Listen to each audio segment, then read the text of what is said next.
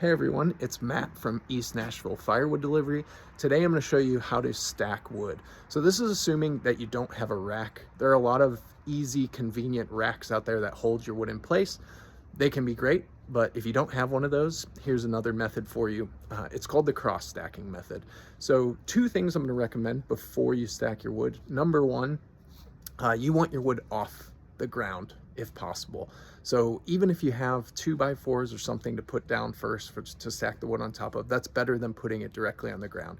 If you put it directly on the ground, you're going to get moisture seeping up through there, you're going to get insects, and you don't want that.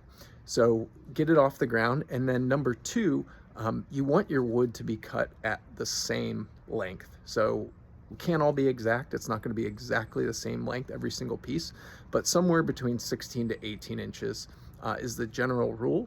And the closer your wood is to being cut at the same length, the easier it's going to stack. It'll be unlikely to tip over or anything like that. So we use the cross stacking method here. I'm going to show you what that looks like. If I go to the end of this wood stack, you can see that we've cross stacked the pieces. Each row is about 4 pieces long, and then we just cross stack it each row as we go higher. You can see they're stacked in the opposite direction. Okay, and then the rest of the stack faces the same direction, and then at the end of this stack we've got another cross stack row. And what that does, it just holds it in place. It reinforces it a little bit. I do that about every 8 feet. That helps us measure ricks really easily. And I don't stack these any higher than 4 feet high.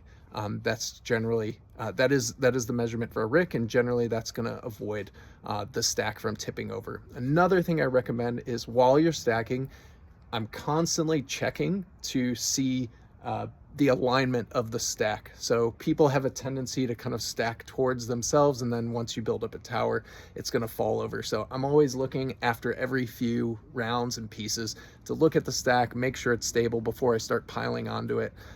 Just make sure that you're staying in line. It's helpful if you have a marker. So for us in our shed, we have these 2x4s, so I try to keep an eye on the line and make sure that we're staying even with that. If you have something to kind of guide your eye to make sure you're staying level, that's going to help as well. I hope this was helpful. Enjoy the fires, and we'll see you next time.